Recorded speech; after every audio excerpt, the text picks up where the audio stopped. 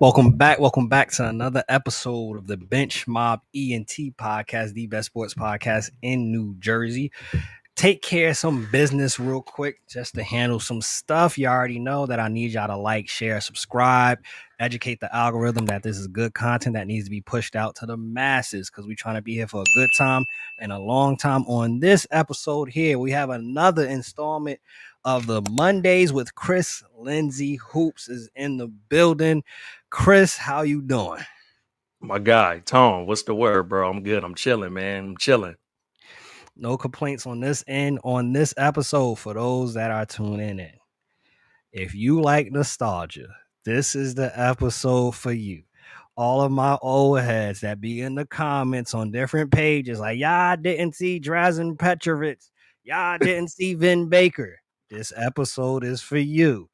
We are going to hit that rewind button and go back to the 90s.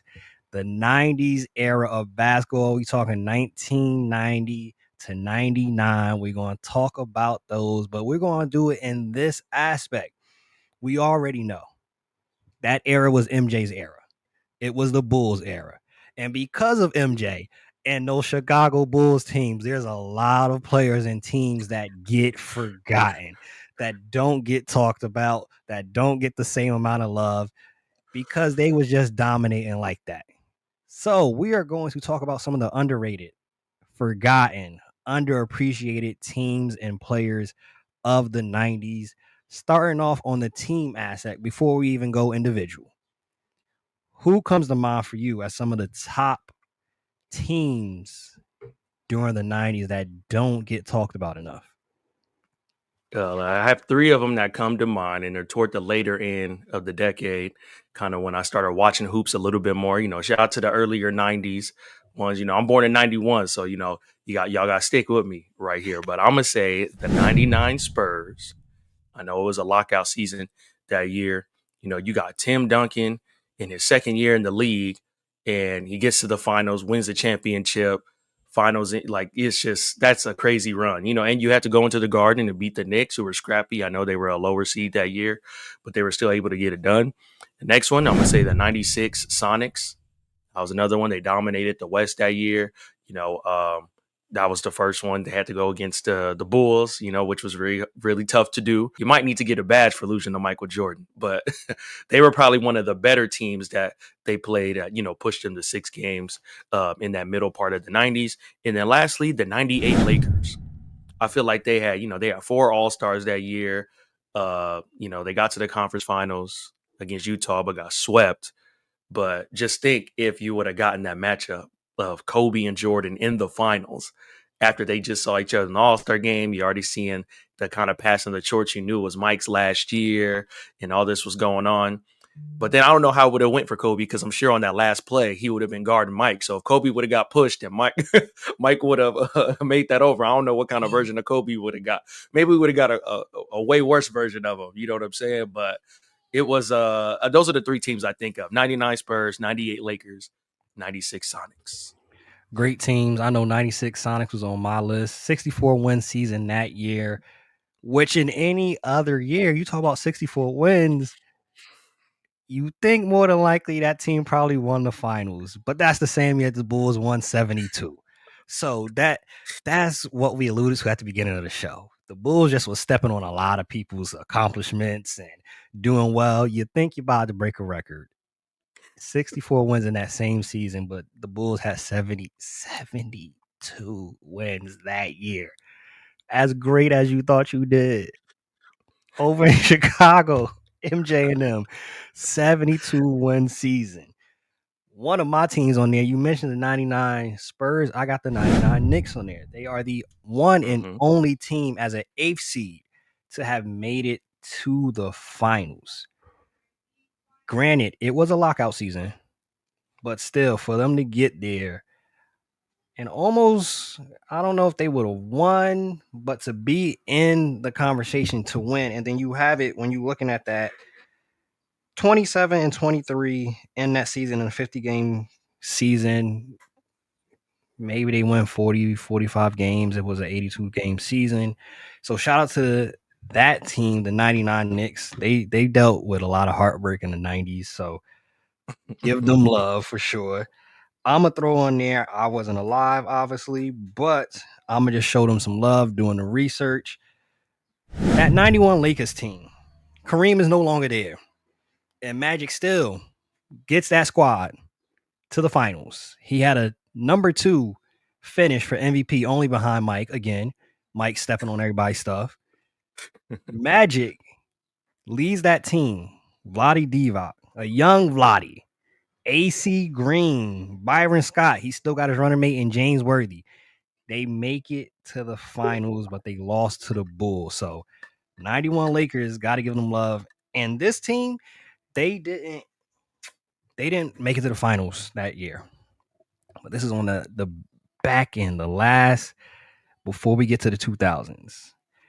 That 99 2000 Trailblazers team, that Mm-hmm. was a lot of good ballers on that squad that eventually went their own way and had good careers. For those that did not know about that Blazers team, which they took the Lakers to 7. If we see the Blazers get to the finals, I think they, again, typically how you look at the West and the East, I think they win a championship if they're Yeah. the team in the finals.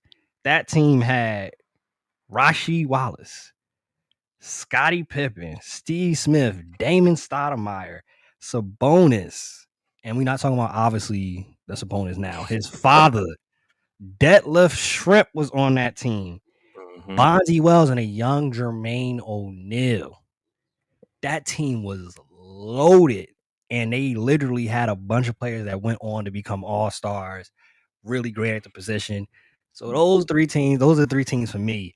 Like I said, MJ, man, MJ and them Bulls messed it up for a lot of teams, and I know you are the same mindset. We don't give out participation trophies, but it should be something to give to these teams like Karl Malone and John Stockton. The fact that these jokers, which we don't see nowadays, you see your top 2 players dang near play 80 to 82 games every single season.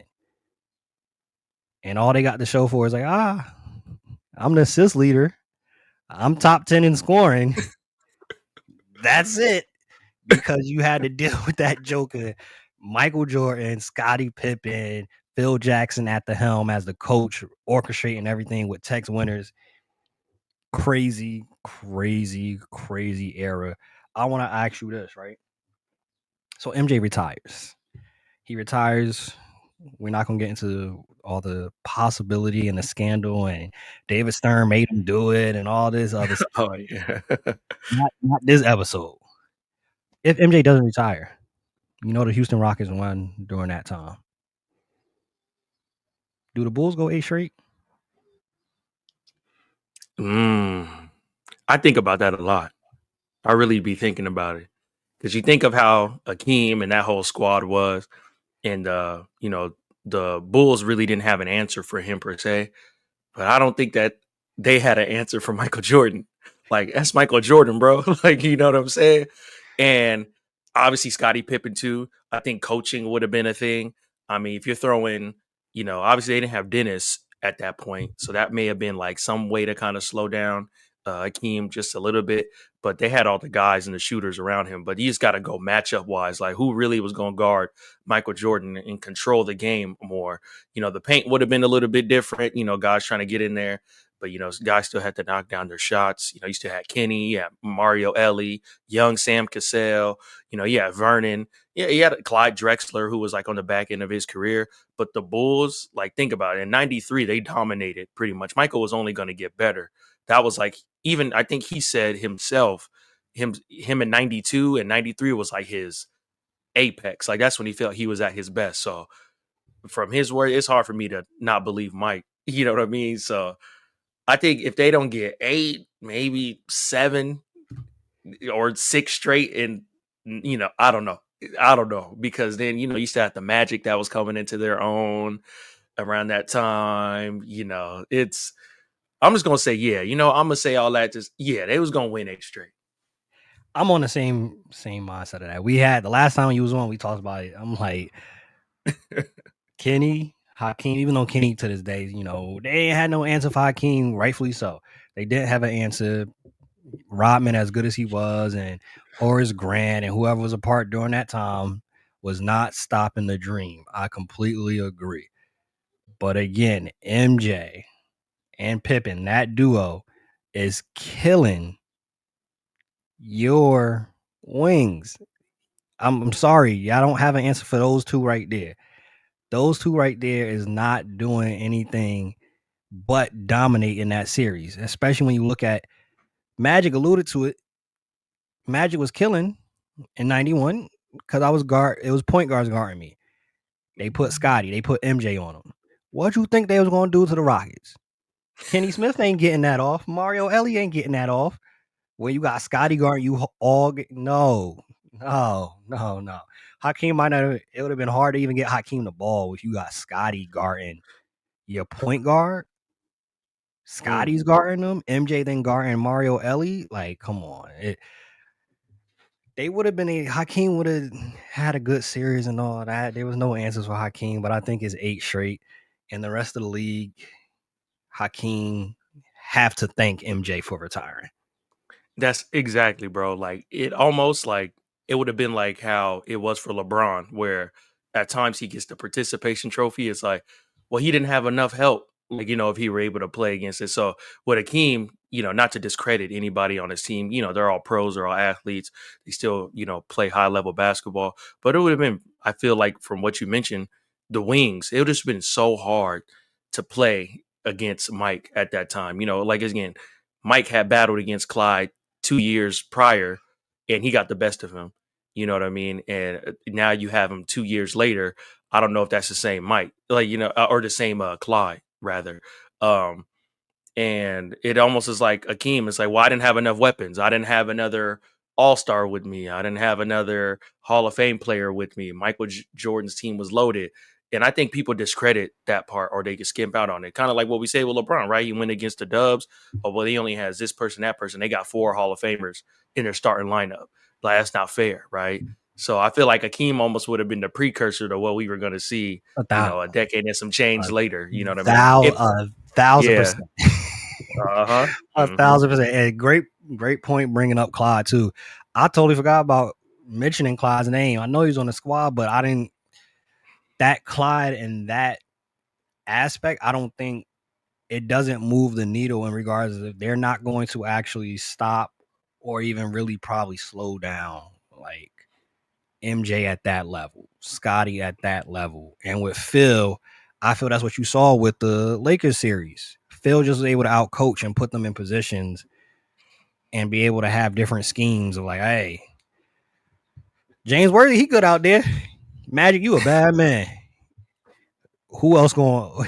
Kareem ain't here. We gonna have a defensive scheme set up where Magic, you gonna have to really earn every single bit to be able to beat us in this finals. And I think we just saw they ran out a little gas and they ain't have enough to deal with that team. Like young Vladdy wasn't moving the needle. That's not Kareem. Or Sam Perkins. Like, you know what I mean? Like, I mean, he hit the game winner in game 1, and then the Bulls just turned it up after that. All the other games were relatively close, but I mean, yeah, no. Mm-mm. Looking at before we even get to the players, I think it's a great conversation to have when you're talking about what if MJ didn't retire. When you look at the 90's, what are some other what ifs that come to mind for you? What ifs of the 90's, whether it's players, whether it's what if this person was drafted here, teams, what ifs come to mind for you during that 1990's era? First, I would say that comes to my mind. What if Drazen Petrovic never passed away? What that would have been? Oh yeah, see, I think about that one, and then I think about if the Pacers beat the Bulls in '98. What does that do? Like, you know what I mean? And then I kind of alluded to the earlier about '98, about the Lakers and the Bulls in the finals. Like, what would that have been if the storylines would have been perfect? MJ wins his first ring against the Lakers and potentially his last ring, against the Lakers. You know what I mean? I think it would have been interesting to see it. Then you get the changing of the guard depending on how good Kobe would have performed in those finals, being in year two. It was, I think about those what ifs, and they were right there, and then obviously the Lakers get swept again in '99. So it's like, were you going to blow the team up, or what were you going to do? Because now here you are 2 or 3 years into this, this major acquisition. You got this young guy, and you got a coach, and you want to get rid of him, like Waddell Harris and all these other things going on. I think about that. Also, to keep it Lakers, if Magic doesn't come back, and when he coached the Lakers, and then when he came back from coaching, and then he played with the Lake Show, what if he never did that and the Lakers were patient coming out of the Showtime era and let the young guys like, Cedric and Nick and Eddie and all those guys play, Eldon Campbell, like how that would have been. That's a great one too, because with Magic coming back, even though it wasn't obviously the Magic of what they known, it was still Magic that carried that aura, that carried that level of respect of, hey, this is still Magic. And he had the IQ still. So we've seen it time and time again. When you have a player of that magnitude, fast forward to now, a LeBron James, it's still a certain level of gravitas that comes with him being on the team.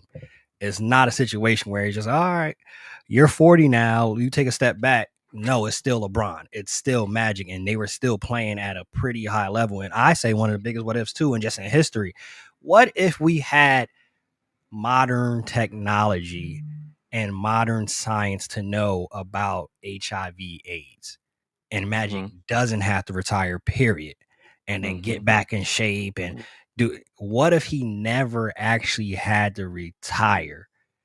I think that's one of the biggest questions, which obviously that's something that you can never really be answered, because they just didn't know about HIV/AIDS really well enough back then to make a educated decision. So it was like, hey, we don't know. It's best you not just get away from us. Just go be somewhere. Like he posted the other week, be on your yacht. And he had a Jordan shirt on too, by the way. That was kind of crazy. Very, very interesting on that one. For me, sticking kind of with the Lakers, what if the Hornets kept Kobe Bryant? I think Kobe still turns into the maniacal top tier, wherever you rank them, 11, 10, 9, 7, wherever you rank them. I think Kobe still turns into that level of greatness because he just was that dedicated and that really like super focused to try to be the greatest possible player ever, and his person that he followed was MJ. So I feel he would have still had that work ethic regardless. I look at it as an aspect of Charlotte. Charlotte has been in the abyss for decades. Even with when they had Alonzo Mourning, which now I don't know even if they kept him, if he would have stayed, because they had Alonzo Mourning and they didn't want to pay Alonzo Mourning, and he ended up going to the Miami Heat. But still, maybe it's different when you have a Kobe Bryant there. Year 3, year 4, maybe we see the fullest extent of Kobe. We might see even a kind of a same storyline. I don't know about the championships, but the same storyline as MJ when he first came in. We might see Kobe averaging a 38-point season, having to be on the Hornets. Just like we was getting those 63 piece and the 50 pieces from MJ from jump. We saw that in Kobe's career. But from jump, MJ came in like, all right, 45, 50, burdening them like, hey, this Joker next from North Carolina, yeah, that Joker next. We might see that with Kobe if he went and stayed with Charlotte. Another one for me, we talked about it earlier, the 99, but what if the Knicks win in 94? What if the Knicks get a win in 94 against Olajuwon and them? What happens then?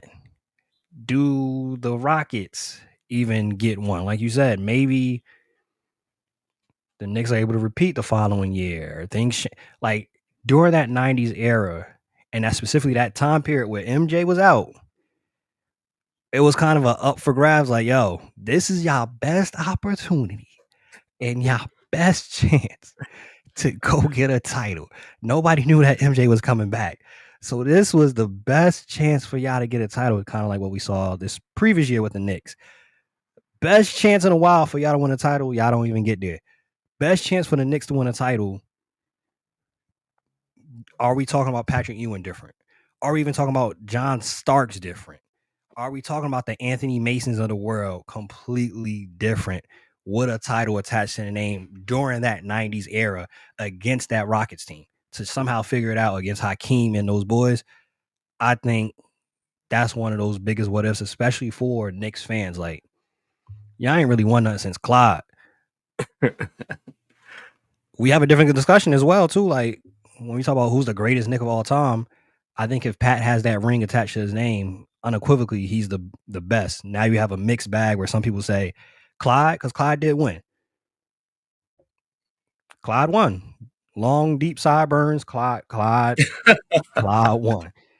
My last what if, sticking in that same time frame, what if Nick Anderson made at least 2 of those free throws? At least 2. Yeah, He at had least 2.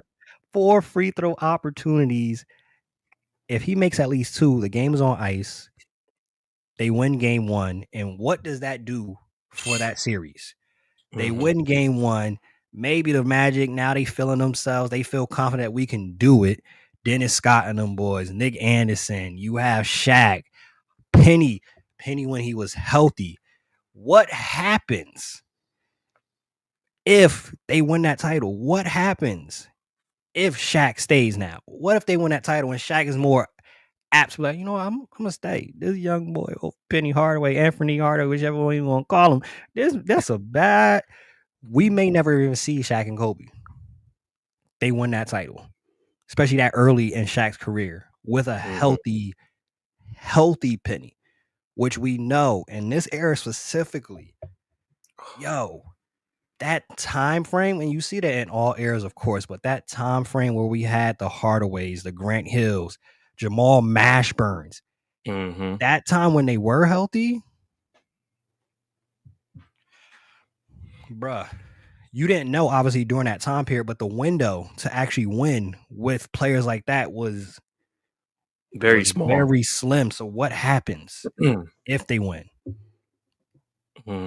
That might It be changes a lot. It changes a lot. Like, you know, we having a lot of different conversations about these guys because, you know, Shaq's drafted 92 and then they got to, what was it, the 95 finals? Was that what it was? So 3 95. years into his career and he was already coming in highly touted as the next big thing. Alonzo was already in the league. Mutombo was already in the league. But Shaq was about to take the league by storm. He had the personality. He had the branding. He was in a perfect, on an expansion team as well at that time. And they had the perfect pairing. And it was almost good that Chris Webber didn't go to Orlando and ended up going, you know, somewhere else. And they made that trade. I think it was Golden State. I think it was, or something like that. Yeah. So they got what he needed, you know, and they were able to kind of build from there. But it just makes you think a lot. Like if that wasn't going to happen, and like you said, that window was so slim with MJ being gone, and then he came back a little bit and put more fear into people, and he was wearing the 4 or 5, and they were still able to kind of squeeze past them, and they had all the momentum. It's like, hey, we knocked off the big horse. We knocked off Michael Jordan. Sure, if he was, you know, not Michael Jordan, but we still got the steal. We got it done. We won that series. We hoisted Horace Grant. We making it look like we won the championship. And yeah, you get to the Knicks. If you win game 1, that changes a lot for your team. You know what I mean? But and they did that. They lost that at home. So then now your margin of error is like very slim. So we've seen that happen in a lot of series. Just the ball got to bounce the right way, and then that kind of changes the trajectory of history. Facts. We, like you said, we've seen it time and time again. If you win that game 1, it completely sometimes changes it for either side. Houston wins that game 1. Now they kind of have all the momentum. You was up. You had the opportunity to ice the game. You don't ice the game, and they end up winning with Kenny Smith hitting the game timing 3. They go into overtime, and the rest is history. Completely different. Looking at the players aspect, right? We're going to do it a little different. Give me your first team. We're going to do a first team and a second team of all NBA 90s players who are forgotten, who actually, you know, is underappreciated, don't get talked about enough. So for your all NBA first team of underappreciated 90s NBA players, what's your first team? And again, this is all subjective. Some people have seen these people, some didn't, but these are just the ones. I love my guards. So I put down Mark Price. And then I also put Nick Van Exel. Here's another one. Another one of my faves at that time was Terrell Brandon. He was another one of my favorites. And then I got Mookie Blaylock, another one when he's in Atlanta, and also Rod Strickland. I love that team right there. Mookie Blaylock, defensive pest. And Mm-hmm. Terrell Brandon, that's a name that gets slipped through the cracks way too often. KG All the mentions it time. and talks about it. Him in Minnesota. Mm-hmm. Yes, Terrell Brandon. I'm glad you brought up Terrell Brandon's name. I've done a Mm-hmm. video like 2-3 years ago highlighting Terrell Brandon. Yes, Terrell Brandon. That's a name that definitely needs to be brought up for those that's watching this. When you watch, when you listen, go look it up. YouTube is free. They still got some highlights. It wasn't that far back. We're not talking about watching George Mikan. Terrell Brandon. It's some film. It's some film there for him for sure. And Mark Price, man, man, he's on one of my teams. He's not my first team, but Mark Price. I'm gonna just throw this out there. At one point, man, for I think it was a 7-year window. This man averaged 17 and 8 on shooting splits. Check the shooting splits. 49, 41, 93 in a 7-year window. Mm. Another team and another player that you ran into MJ. You ran into the Bulls. You get swept in the playoffs. 50 plus win seasons. We're 50 plus win seasons where we don't even see that often now sometimes in the NBA. 50 win seasons the Cavs were having, but you still had to see that man MJ. And that messed it up for a lot concerning specifically the Cavs. The Cavs had some really, really good teams with Mark Price being the forefront of that. Yeah, for sure. My first team, I'm gonna go Kevin Johnson, one of Mm. the more dynamic point guards, especially during that era. I believe even at one point he had he dunked on Hakeem at one point. I remember like Mm-hmm. Kevin Mm-hmm. Johnson kind of was the segue before we saw the Baron Davises of the world, the Derrick Roses. Because I shout out to B Diddy because I know they was talking about whatchamacallit being the first guard, Steve Francis, but Oh Baron yeah. Davis was dynamic and athletic too. Come on. To Come his on now. point, the team he was on, he was forced to be the traditional point guard. But Steve Francis, Baron Davis playing in this era with how they have more freedom for the point guards would have absolutely flourished. Easy. Mm-hmm. Allen Houston. Mm. Allen Houston, I think on a different team, he's averaging 25. On a different team, Allen Houston is averaging 25. Reliable, could depend on him. 3-point shooter, had the mid range, silky smooth. Allen Houston, Jamal Mashburn, Mm-hmm. injuries. But when Jamal Mashburn was healthy, please do check check the film. Jamal Mashburn, absolute problem. Can score any kind of way. Anthony Mason, I think he was ahead of his time. Mm. Anthony Mason could dribble, he could facilitate, he could set Mm-hmm. up the offense. Anthony Mason is one of those players that I don't think come up in the conversation of, yo, you know who could have played in this era? Anthony Mason. Anthony Mason, yes. Was not, he didn't back down from nobody, but on the skill aspect, he was actually more skilled than more people actually realize. You just was dealing with a Patrick Ewing and a John Starks, but if he got a little bit more freedom in this era where we have the point forwards and stuff like that, Anthony Mason for sure. And my last on the first team, Clifford Robinson. Clifford Robinson. We don't bring up Mm. his name enough. Rest in peace to Clifford Robinson. Mm-hmm. Another player ahead of his time. Could shoot. He could shoot that. He could shoot that thing. We now have everybody on the team. Everybody in the NBA has a stretch four. Clifford Robinson, this era, would have loved it. Your second team. My second team. Let me see. I'm gonna go with Vin Baker. Mm. No, gotta go Joe Dumars. I know he was kind of toward the tail end, but or in the beginning part, which would kind of ended his career. But you don't get a Finals MVP on accident, right? These two are kind of a combo together, but I'll still count them individually. Gary Payton and Sean Kemp. You know what I mean? When it comes to duos, and then Drazen Petrovic will be my other one. I got Drazen on mine. I Yeah. got Vin Baker on mine. Mark Price, another name I throw out there, which I know you're very aware of this guy. Mitch Richmond. Mitch Richmond, part of that TMC, ended up going his own. Another situation where ended up going his own way, playing well. And sidebar, because I did not notice when I was doing my research and looking back, because I know about some of these teams, but I didn't know the rosters like I know now from 1 to 15. Kevin Johnson at one point was on the same team with Jason Kidd, and wasn't it Steve Nash at one point? All on the same team, and they kept them. Yeah. Do you think that kind of is the blueprint, and we could see the same type of success, at least for one season, where they keep De'Aaron Fox, Stephen Castle, Dylan Harper? I haven't been able to get your input on that. Obviously, it happened in between episodes. That 3-guard combo, and they're keeping them. There was conversations. Would they trade?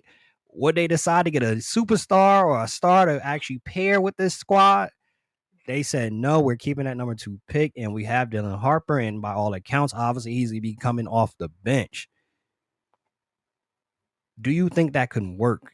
At least for next season. We don't know what's going to happen 2 years from now. At least next season. Do you think that works? I think so, because your focal point is still Wemby, right? So then these 3 guards give you 3 different type of looks where they're going to be creative. You're going to have some scoring, you're going to have some speed, you're going to have some table setting for the guys, and each of them can do it. And then for Dylan Harper, it makes it to where he doesn't have to do too much too early, where not a lot has to be expected of him. You can kind of spend that time and learn. And then Mitch Johnson, I believe the coach is, can just have spot minutes, right? Hey, listen, this is where I want you to get in the game at the 8-minute mark, set this up, run this action, da. And then his learning curve is going to be a lot smoother than it would be if it's like, let me just drop you in the pool. Now you got to read an NBA defense, get up the court before 8 seconds, initiate everything, get through a pick and roll. And you got to chase Steph around. Or, you got to guard, if healthy, Tyrese Halliburton. And then you got to run through these screens. And then we need you to average close to a double-double. So, have at it. And that can stifle a lot of guys. So a guy like Stephon Castle coming into year 2, we always hear about the sophomore jinx, what's going to happen in year 2, but there's no pressure for these guys because Wemby, he's already has been advertised. So just looking for them to take that next step. And then you get a guard like De'Aaron Fox, and in this league, he's a veteran, right? He's big bro on the team. He's, married man, been in the league for a while, has accomplished some things. He's only been to the playoffs once, I believe. But, with his leadership on that team and how things are, you never know what that could turn into with the 3-guard lineup. And there are 3 guards that do different things, but then they do the same thing. But I highly doubt they're going to have them all 3 in the game at the same time. That part will be foolish. And I think that's the part people get hung up on. It's, you got 3 guards. But I'm not going to play them all at the same time. Maybe 2, and then just rotate their minutes. And we know in this league, depth is always the key. Having depth at that position, because you're already going to account for load management or someone having a type of injury. Now that opens up the time for one of the other younger guys to get their opportunity. You still got Keldon, you still got Jeremy, and you still have a lot of wings. Vassell, Vassell, I believe Devin. You still have those guys. So they have a lot of point guards or shooting guards. But then you got Wemby, and then you got, Cornette, and you got some other guy. So they're balancing out really well. And I think they're kind of underrated and slept on moving into this season. That Cornette signing is good too. Imagine at some point Cornette and Wemby even sharing like 4 or 5 minutes together.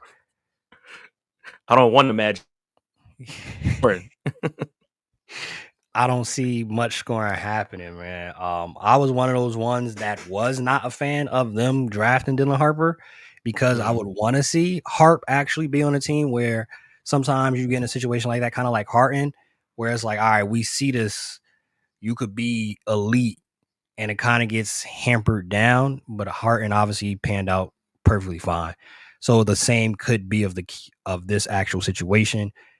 In your opinion, right? You the new coach of the Spurs. Are you giving more minutes to Harp or Castle? Like, who do you feel is better right now? Harper as a rookie or Castle coming into that second season? You gotta go with the year two guy, right? He's already had his chops. He's already played in the league. He's developing. So I think they just need to be together a lot. Where they can learn from each other. And I think them playing together is going to open up a lot, and they're going to help each other out a lot more. And you get De'Aaron, like I said, as that outside voice, like, "Hey guys, look at the defense this way, or look at it that way," and it's going to balance each other out. Because usually, a first year player and a second year player at the same position, it can almost strike up competition, right? To make it like, hey, I'm coming for your job. You know what I mean? We all seen Love in Basketball. We know the reference. She got to you when Monica got to SC, and then the other point guard was like, "You're not taking my job from no freshman." It doesn't seem like they're going to have that internal conflict where they're going to do things more collaboratively, and they're not going to step on each other's toes and kind of realize what they have. But you got to go with Stephon, unless Dylan does something that's phenomenal in the first 20 games of the season, but then you don't want to stop Stephon's growth since he's so young and still very new. Very interesting to see what happens. That was a complete detour from the episode. It just made me think about it because I saw it when I was like, Kevin Johnson, J Kidd, they was all on the same team. Oh shoot, and they all panned out perfectly fine. The same could be said of this situation. It's a good problem to have. I don't know if I want that problem as a rookie coach coming in. I got to figure out minutes, but you do have pop upstairs to help with this, which is one of the goats when you talk about coaching. I thought the other two names I did not mention, I obviously said Mark Price, Mitch Richmond, Drazen Petrovic, Vin Baker, and the last name I got on my list, Steve Rookie of the Year, and I believe it was 1990-91 season, Derek Coleman. That was a problem. Derek Yeah. Coleman was an absolute problem. Players that in that era, right? In the 1990s, who comes to mind as players that could play now in this era? Let's say, let's see. I'm gonna roll with Penny Hardaway. I think he would thrive in the league today. Big guard, like you said, could score, do a lot of things, and he could pass. He's taller than Tyrese Halliburton, obviously more athletic, but kind of something like that where, hey, I can't score 20, but I could pass the rock, right? Because Penny kind of came from the magic tree, but he was a hybrid because he was a guard that was slender and he was fast and explosive. So I say him. Another person that came in the mid 90s, Ray Allen. I think Ray Allen would have really dominated in the league in today's game. I know he kind of played toward the tail end of the 2010s and still kind of had that with Miami and obviously Boston. But if you were to get Milwaukee Ray Allen or Seattle Ray Allen, I know it's the 2000s, but mainly Milwaukee Ray Allen, and throw him in today's game with all that movement and all that space and his athleticism when he had hair and all that, you know what I mean? Before he was even shooting threes, became just a spot up guy. I feel like he would be an all-star every year, leader of the team and all that. And then also I mentioned him earlier, Nick Van Exel. Smaller guard, very crafty, very shifty, can fit in between lanes, angles. He would be what a lot of what people would like to watch aesthetic wise. You know what I mean? We've seen him cup the ball with his hand and put it behind his back and like throwing it behind his, like, you know what I mean? Just having that flair.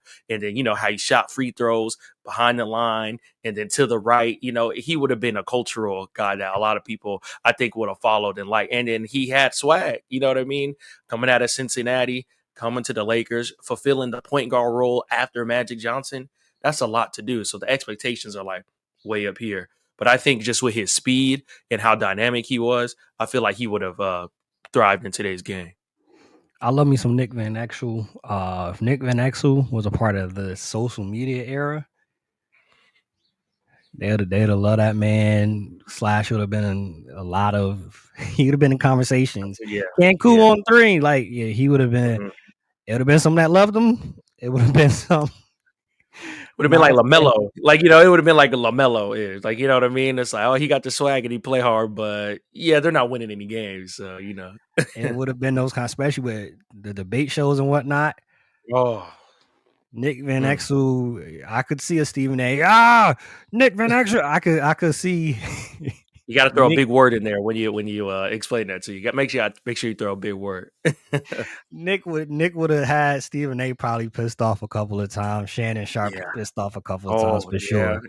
yeah, for sure. Especially, yeah, for sure. You mentioned LaMelo, another detour. I'll mention my names, but another detour. Do you think this is the last season that like Charlotte gives him the keys? Like, do we see possibly if the season starts off bad again? They already a playing team. They already in position to get Cam Boozer or get AJ DeBanster, and you see it's going downhill again. Do you think this is a year where we can see LaMelo actually moved? I think so, but he doesn't have much leverage in the situation, more or less, because of his play style. He's going to have to adopt and mature in his game in order to go to somewhere else, to where he's going to have to be a basketball player, right? Not just let me get the ball and let me just score, not play any defense, and then I'm out for the next 15 games, right? Like you don't have to play winning basketball, and that's the key. You got to take his AirPods out, take his slides off, and play basketball like a professional. You know what I mean? And obviously, yes, I know he's a pro, and I'm not trying to kill him or nothing like that, but he's too far into his career thus far to still be doing things like a second or third year player will be doing if you look at the guys he got drafted with. So if he is going to get moved, it's probably them moving him, not him requesting to be moved, because at this point in his career, he hasn't really shown that winning is the most important thing for him in this point in his career. But I hope it isn't, because he's phenomenal. He's got a tons amount of game, great personality. But it would be nice to see him be on an organization and a team that he can buy in and actually use his IQ. I think it is a very important season because, especially with you should be able to, especially in the East, you Brandon Miller and the rapper Miles Bridges, you add Con Knipple to the mix, y'all should be able to get a play. And maybe I don't make it, but y'all should be in the conversation of an eighth, seventh seed, ninth seed, where y'all competing at least to be a playing team. If they Mm-hmm. already, we talking about getting to the All-Star break and they not even one of the playing teams, and they talking about AJ advance to the Charlotte or lose for booze. I'm be like, nah, bruh. And we can't see another season. It got to be kind of like the AD thing where AD was, he heard the talks, he heard the rumors. As much as he said he wasn't on social media, you at least heard it. Somebody was telling you it. You go out, and I think he played that following year with all the people saying that he was injury prone, went and played 79, 80 games. Need that type of season from LaMelo. Can we get Yeah. 75 games? Maybe that might be asking too much. Can we get 65? Like, could we get at least 70, 75% of the season of a LaMelo? Because the talent is there. Is the maturity there yet? I don't know. And that could be that place of Charlotte. I apologize, Rush. Rush gets on me every time, but that place over there, the city is great. Paul George said it best. He's been potting. He's been on fire potting. Hopefully we get that on the court, but he said it perfectly. Hey, if you going to Charlotte, forget your career. You're not going there to do anything. You're not as a free agent. I'm not choosing Charlotte. He was 100% right. He's 100% right. It's not that much money in the world. Charlotte is a great city, but to play for the Mm-hmm. Hornets, y'all have to give me the super max. If I care about my career, that's the thing. If What I'm if trying they to what win, what what if they give you free Bojangles? oh, that ain't doing nothing for me. I ain't Zion. Some free Zaxby's, maybe some free Zaxby's, something like that. It got to be something they got to give you, man. They got to sweeten the deal. They got to add that in the fine print at the very bottom. If I'm your Something. agent, I'm gonna make sure I put that in there. Maybe not free Zaxby's. Let me get like 20 stores under my name. So then I'm making hand over fist on what you about to give me on this max deal There you anyway. go. There you go. So for my stress and turmoil, let me own 20 Zaxby's and be able to be like Shaq and just have money just flowing in, whether I play or not. If There I you want to do go. a LaMelo, get paid, I'll play 20 games this year. Running over kids' feet, leaving out the car. He drive That's like how he plays, man. Just crazy, just out of that's the control. thing that I say is like, yo, that's the maturity aspect, bro. It could just be Charlotte in general because the organization, even when Mike was there, is not Yeah. being run the best, and they probably need some. I think I heard who was it? Maybe it was Paul George, but I heard one of the players saying that they need some vets. They need some solid. It was Jeff Teague. I think it was Jeff Teague. They need some solid vets in the room because who in that room is the leader? Who in that room is being able to pull them aside and have the cachet to be like, all right, hey, LaMelo, you shouldn't be doing this. Hey, Brandon Miller, you shouldn't be doing it. Hey, Miles, hey, no studio time tonight. Come back in the gym. And who's in that room? Because the coach, Yeah. I think the coach is good. He has potential, Yeah. but he's like 2-3 years older than them. Like, come on, bro. That's Like, what that Charles Smith, he do seem like he like 25 years old, man. He still got a healthy hairline, you know what I mean? So that just shows you his age right there. It's not a lot of coaches that got it like that, man. He look like he can still go out there and play. yeah, he's looking like them. He looked like them. So I don't know if they respect him if he telling them, Miles, no studio time tonight. Couple players I think that could play in this era right now. Reggie Miller, he only had 4 or 5 3-point attempts a game. Reggie in this era on the right squad, 15, 16. getting them Oh my. shots up because he could shoot. He was a lot of mid range, because it wasn't embraced then. Even though he still is considered one of the greatest shooters ever. Put him in this era in a Steve Kerr offense. Put him in there in Houston with Harden. Put him on a team like that. Reggie is even further up on that list. He might be the all-time record holder because I think Reggie 6'5", 6'6". He got that Yeah. on Steph. Yeah. Steph got Reggie was running around too, but Steph got a little bit more work to do. He got to have the little bit of the to create the space. Reggie 6'6". I'm Right. shooting over you. I'm Clay. Yeah. I'm Clay. I'm Mm-hmm. shooting over you with ease. I get off that screen. I don't have to do 1, 2, 3, 4 step. I don't got to do none of that. I'm 6'6". Jamal Mashburn would have killed in this era. Had post game, could score any other way that he wanted to. Steve Smith, another guy. Mm-hmm. Big Small, guard. big guard would be beautiful in this era, especially in the era that we're seeing the 6 foot, 6'1", 6'2" guards kind of dissipating and easing their way out the league. So Steve Smith, and I'm gonna just give him love again. Allen Houston in this era, I think would have did very, very, very well.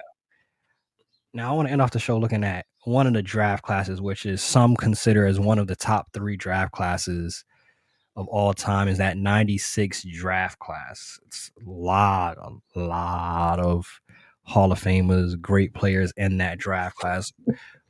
I'm going to ask you to redraft that 96 draft class.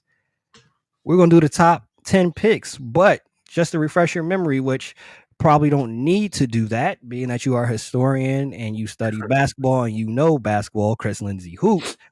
I'll throw some names out there that was a part of that draft. You had AI, Marcus Camby, Sharif Abdul-Rahim, another name that people forget about. Sharif, Stephon Marbury, Ray Allen, Antoine Walker, Lorenzen Wright, Kerry Kittles, Kobe, Steve Nash, Peja, Jermaine O'Neal, Zadrunas Agauskas, just to name a couple of names right there. One of my favorite all-time NBA names, Moochie Norris. Obviously, he's not going to be in your top. He's not going to be in your top 10 picks. But I just Long socks, afro. Yeah, he played in Houston. Moochie Norris, one of my favorite NBA names. So, redrafting the 1996 draft. Now, this is based off that team. What you would put on that team. The number 1 overall pick was the Philadelphia 76ers. Who would you draft number 1 overall for the 76ers in 96? Simple answer got to be Kobe, right? Like I think that's like the most consensus answer. He goes there, he's from there, or from the area surrounding it, the suburb part. It just would have been perfect, right? He wouldn't have to go far. He already got it. He's playing in his backyard. I think that probably would have been the best one, having Kobe at number 1 for sure. Number 2, the Toronto Raptors. I think Isaiah Thomas was like in charge of drafting people or coaching or something like that. Him and Lenny Wilkins at the time. And, a guard, I think he probably would have loved a guy like AI. So I would have put AI going to the Raptors. They would have loved that too, because I know that the Hmm. biggest thing with them too was trying to get butts in the seats. AI in Toronto, that would have been something special to watch right there. Number 3, another team that was really trying to figure things out, being in Canada, the Vancouver Grizzlies, who are now the Memphis Grizzlies, because it didn't work out when they was in Vancouver, which it probably would have worked out if Steve Francis actually Hmm. stayed in Vancouver. He was called the franchise for a reason. I think Stan Hmm. Francis would have did good, but he was smart and going to Houston. Who do you draft? Number 3 overall with Vancouver. We got to go Stephon Marbury. I'm gonna put him right above that. Yeah, I'm gonna put Steph in that position. Coming out of Georgia Tech, excuse me, that would have been huge for them. Now, him coming from Coney Island, going to another country, I don't know how that would have fared. Same with Iverson going to Toronto, off the court, but then maybe they would have been able to focus more on basketball a little bit. It may have been a little bit different for them. So I know Stephon Marbury was saying when he got drafted and went to Minnesota, like he said, he almost like died because of how slick the roads were and stuff like that. So it could change a lot. But yeah, I would say Stephon Marbury would have went up there to Vancouver. The Bucks at number 4. Ray Allen, swap those around. Makes sense. Number Hmm. 5, the Minnesota Timberwolves. I'm gonna go Steve Nash. I think Steve Nash would have been paired Mm. good with Kevin Garnett. I think that would have been a good one. And we wouldn't have had to wait to see Steve Nash. He wouldn't have had the struggles where he was. I think because we saw a little bit with him and Dirk, him Hmm. and KG, that would have been a very, very nice pairing. Number 6, Boston Celtics. They took Antoine Walker. Are you keeping Antoine there? Employee number 8. Yeah, I think I'm gonna keep him there. I'm gonna keep him there. Chicago's finest. He gonna stay. Number 7, the LA Clippers. They took Lorenzen Wright. Rest in peace to him. Yep. I think if you were gonna build, I think he was so young at the time, but Jermaine O'Neal, and you could have had him in LA and Mm. could have built that way. Obviously, he went to Portland and rode the bench until he got traded to Indiana, but I think he would have been there. Instead of him riding the bench, you put him over there. Wasn't D Miles and Q Rich still over there? They weren't there yet. They were gonna get there a couple years later. Yeah, about 4 or 5 years later. So if you would have had him as I'm your, yeah, bugging. I just yeah, said, they like 99, 2000. yeah, that's a little. I'm You a good? little Don't even further worry ahead. about it. That's I'm next thinking episode. about. That's next one. We doing 2000s on the next one. I'm thinking the Clippers in general, just that youth movement that they did have. If Yeah, you have a Jermaine O'Neal mixed with them later on, you got the outside inside game. I think that would have been a nice pairing right there. yeah. Number 8, the New Jersey Nets, who are now the Brooklyn Nets. They took Kerry Kittles at 8. That's a good name too, but who would you Hmm. take at 8? Probably Peja Stojakovic, Royal Peja. Just Mm. give him the freedom just to shoot, let him navigate some screens. Obviously, it was able to work for him in Sacramento in that way because of who their personnel they had. They had a passing big. But I think him playing with Derek Coleman, that would have been something interesting. Like I think if he was there, don't quote me on that. I think he may have been there for going into 96, 97. But I think that would have been solid. Number 9, the Dallas Mavericks. They took Samaki Walker. Hmm. If that's the case, if you're gonna take Samaki, I know he was a former Laker as well. I kind of like Kerry Kittles in that spot over there, in Dallas. You could have been, I know Derek Harper was still over there, if I'm not mistaken, and they had those guys, but I think he would have, been good with Don Nelson's offense at some point in his career, running around screens again, finding he was big, lanky, not big, he was just a lanky, tall guy, you know what I mean, that could shoot. All right, and number 10, the Indiana Pacers. They took Eric Dampier. Shout out to Eric Dampier. I didn't know he was drafted by the Pacers. I remember him on the Hmm. Mavs. Oh, Another one with yeah, the yeah. long socks. Uh-huh, uh-huh. Let's see. I'm gonna have to say for that one, I'm gonna go with John Wallace. I got hops, baby. I got hops. I think if he was able to fully get something behind him and actually play in the system and get away from being from home and sending him to a completely different state. Coming from, I think, went to St. Syracuse. Yeah, he went to Syracuse. Syracuse. Okay. Yeah, I think, obviously being from New York, going to up there to Syracuse playing and then trying to get into the Knicks. It's just, you got to sometimes take these kids out of those situations. So sending him to Texas probably would have been one of the better things for him because he had game. You know what I mean? Prototypical guy. He was moving really fluidly. You know what I mean? He's a precursor to what we were going to see 5, 6, 7 years later in the league with those guys. So yeah, I'm gonna put John Wallace. John Wallace, whether he ended up in Texas or he ended up with the Pacers at number 10, both places where he'd have been able to, I think, focus, especially if he went 10 at Indiana. Ain't much you doing over there, my boy. It's not coming from New York and the lifestyle you living in New York to Indiana. Culture shock, you ain't got nothing. You ain't doing nothing else but balling, and is considered one of the first states that we talk about basketball, which we don't respect around here. Is the Meccas of New York. We talk about Cali, the DMV, right, PG County. Ain't nobody talking about no Indiana, but that's y'all got Hoosiers. That's about it. Y'all got Hoosiers, but this era now, yeah, nah, ain't nobody. Maybe back then, but now Larry Bird not. But now y'all ain't had nothing top tier come out of Indiana for a minute. And I could be wrong. I don't nothing come to my mind. It's everybody is from tri-state area, PG County, Texas. You got the Jimmy Butlers of the world, Texas, Cali. Maybe like Jeff Teague. I think Jeff Teague is from Indiana. I think. Yeah. I think Jeff Teague is from there.